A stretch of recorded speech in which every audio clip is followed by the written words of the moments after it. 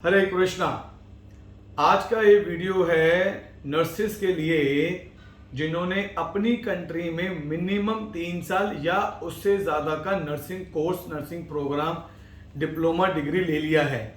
अगर मैं specifically India की बात करूं तो इंडिया में जिन बच्चों ने 3.5 साल का GNM which is general nursing midwifery course पूरा कर लिया है, या जिन्होंने 4.5 साल का BSc नर्सिंग कर लिया है, उनको अगर यूके जाना है तो उनके लिए हमेशा एक बड़ा क्वेश्चन मार्क, एक बड़ा सवाल ये रहता है कि हमको आइल्स नहीं क्लियर होगा। हमारे लिए आइल्स क्लियर करना एक बहुत बड़ा टास्क है जी। तो उसका क्या सोल्यूशन है? क्या हम विदाउट आइल्स जा सकते हैं? हमसे OET क्लियर नहीं होगा तो क्या हम विदाउट OET जा सकते हैं?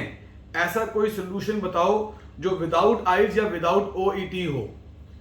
तो जिन नर्सिस ने, मैं बहुत क्लियर समझा रहा हूं और एक बड़ी अच्छी कैलकुलेशन भी समझाऊंगा आपको मैं, जिन नर्सिस ने as a registered nurse UK में जाना है till dated as per UK NMC law and as per UK embassy law and as per entry criteria of the UK NHS, आपको IELTS आइल्स या OET करना ही पड़ेगा, मैंडेटरी है।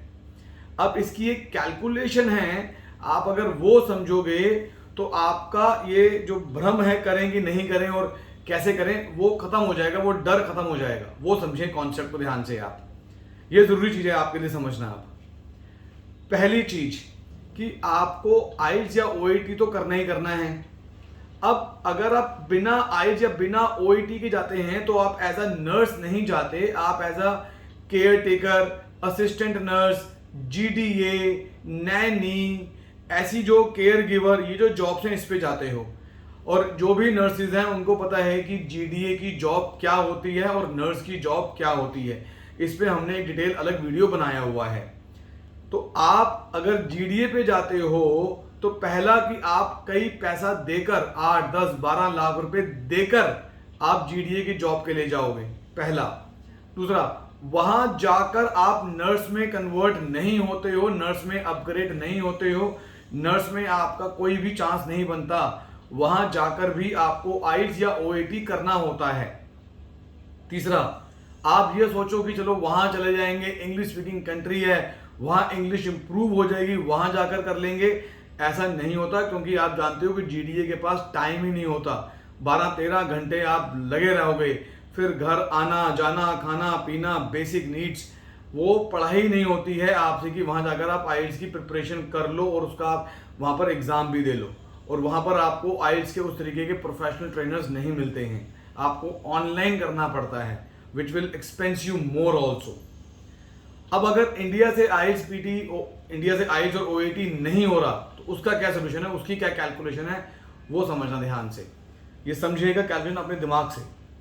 मैं चलो उस कैलकुलेशन से पहले आपको एक और अच्छी चीज बता देता हूं, तो वो कैलकुलेशन आपके लिए और इजी हो जाएगा समझना। इंडिया के अंदर आपके कॉन्टिन्यूस आपने 2 आइल्स के एग्जाम दिए हुए हैं, मतलब नॉट ए कॉन्टिन्यूस, मतलब आपने कोई भी 2 आइल्स के एग्जाम दिए पिछले 2 सालों के अंदर, तो वो जो 2 आइल्स का स्कोर है वो कंबाइन कर एक स्कोर बनकर भी आप अप्लाई कर सकते हो। ऐसा ही OET के अंदर भी आपने 2 OET के एग्जाम दिए, वो 2 OET के एग्जाम कंबाइन कर अगर आपका स्कोर आ रहा है तो भी आप एप्लीकेबल हो। एक एग्जांपल दे देता हूं छोटा सा, फिर आपको समझाऊंगा मैं कैलकुलेशन। छोटा सा एग्जांपल ये है, मान लें कि हमको आइल्स में 7,777 चाहिए 4 मॉड्यूल्स के अंदर। एक बार आपने एग्जाम दिया तो 2 में 7,7 आ गए और 2 में आपका 6.5 आ गया, तो स्कोर 777 ईच नहीं हुआ। अगली बार एग्जाम दिया तो अगली बार जिसमें 6.5 आए थे 2 में, उनमें 7.7 आ गया, और जिसमें आपका 7.7 था उसमें 6.5 आ गए आपके, तो वो स्कोर वाइस वर्सा हो गया। तो 2 7.7 एक TRF में आए हुए हैं एग्जाम में, 2 7.7 आपके किसी और एग्जाम में आए हुए हैं। तो जब हम इन दोनों रिजल्ट को जोड़ेंगे तो आपके चारों में 777 हो गया, दिस इज एक्सेप्टेबल।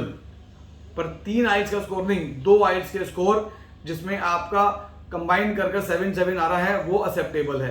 सेम ऐसा ही OET के अंदर भी ऐसा होता है कि OET के 2 स्कोर ऐसे हैं जहां पर कहीं पर आपका बीबी आया और कहीं सीसी आया, और अगली बार आपने करा तो उसमें भी बीबी आ गया, उसमें भी बीबी आ गया, या उसमें सीसी आया, इसमें बीबी आया, तो भी आपके दो ओईटी के स्कोर कंबाइन कर कर भी आप अप्लाई कर सकते हो।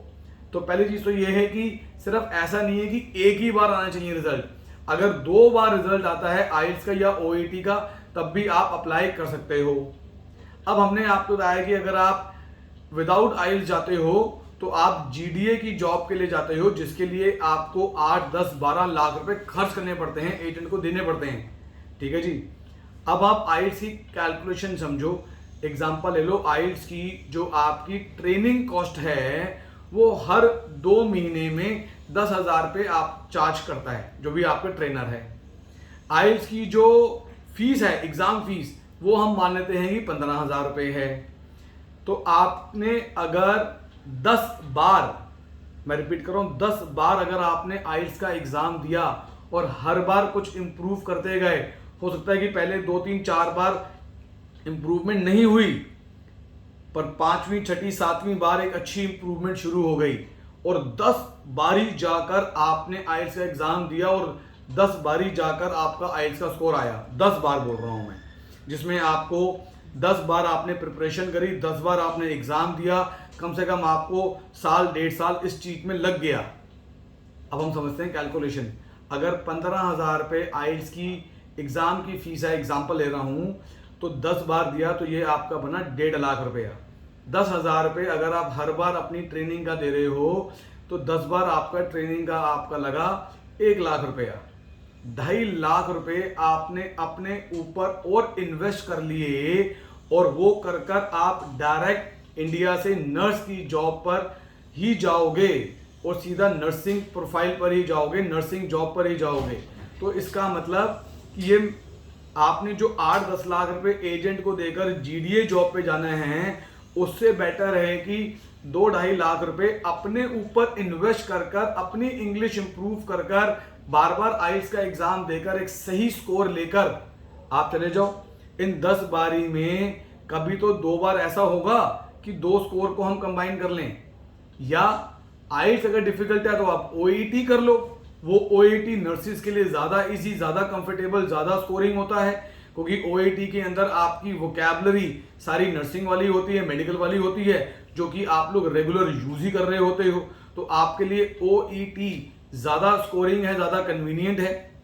तो पॉइंट ये है कि 2-2.5 लाख आप अपने ऊपर इन्वेस्ट करो, अपने ऊपर उसकी कैलकुलेशन करो। शुरू के 3-4 बार स्कोर नहीं आएगा, डरो मत, घबराओ मत। पता है कि भाई इंग्लिश बहुत अच्छी नहीं है, हम अभी लर्निंग स्टेज पर हैं, आगे आ जाएगा।